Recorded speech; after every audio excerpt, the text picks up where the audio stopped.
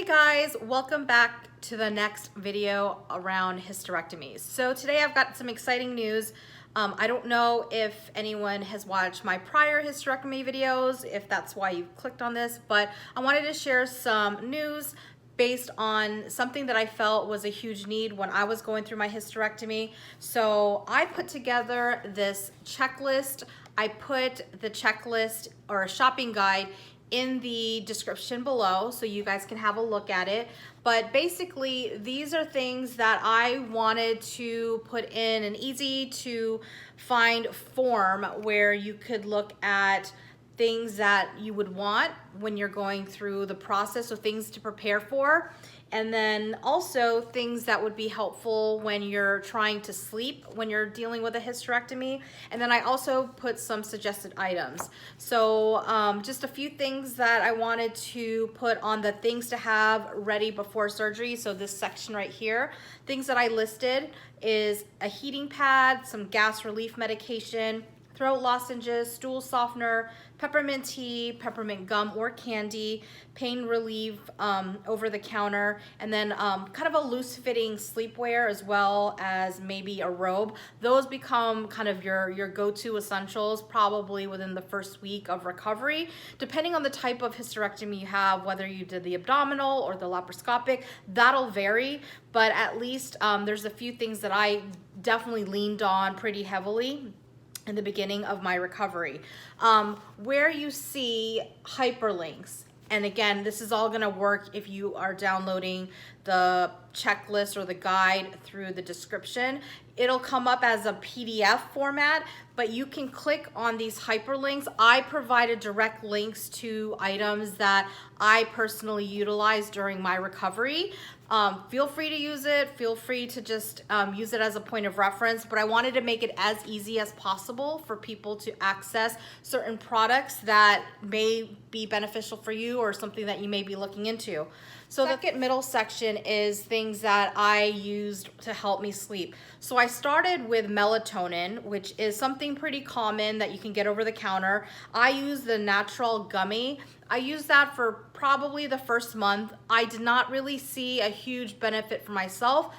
I hear other women having great benefits with melatonin, but for me, it was not really helpful. So I stepped it up and started taking magnesium. I find more benefit using magnesium as part of my daily routine. So I switch between the tablet form as well as the Calm packets. Again, I have a hyperlink to the Calm packets if you're interested in looking at that. So you basically put the magnesium within a drink that you can use and just take through mouth or just sipping or whatever. But it's actually pretty flavorful. So it's not like it's a disgusting, packet or whatever. I also used sleepy tea. That also helped. It just helps relax you. So that's, again, if you love teas or are open to drinking tea, I definitely recommend sleepy tea. Some of the other suggested items that I use that are, again, optional, I end up having to buy this really inexpensive power strip extension cord. So with my chargers and just things that I needed to access, and then my fan, I wanted to make sure I had an extension cord that also had a few different USB ports available. So I use that, and I still use it today. So it has been such a great product to utilize. I also use the portable step stool, and again, I have links to all the products that you can see. So the step stool helped me getting off the bed, but then it also helped me in the restroom. And I know this is TMI, but if you've ever heard of squatty potty, I basically use the step stool when I really had a lot of gas pressure in my stomach. It helped kind of push things kind of along. Again, TMI, but just wanted to give you some context as to why I use the portable step stool as well. And then I had the grabber tool. It's one of those things that if you have a hard time reaching and grabbing things that are around your vicinity or even just bending, it allows you to pick up things using this really easy portable tool. Lip balm, again, personal preference.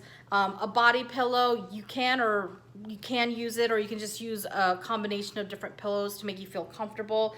I also ate dried apricots and prunes just to kind of help kind of move things along when you're, having that major gas buildup. And then I also put a binder So I did use a binder for the first few days, but then I also switched over to those little like sweat bands that you can wrap around your stomach. That also helped me as well. But hospitals do provide it, so definitely before you invest money in buying a binder, definitely ask your hospital or your doctor. So again, I just wanted to share this. If you guys find this helpful, definitely let me know. If there's other resources like this, you know, that are floating around the internet land, I would love to know, because I was like literally fishing for this type of information. So again, this is just for me to help and pay kind of this information forward through the hysterectomy community. And again, if you're going through the journey, just know that you're not alone. Otherwise, if you have any questions or comments, definitely leave those below and I will get back to you as soon as I can. Other than that, if you are new to my channel, would love for you to subscribe, and I will catch you guys in the next video. Thank you. Bye.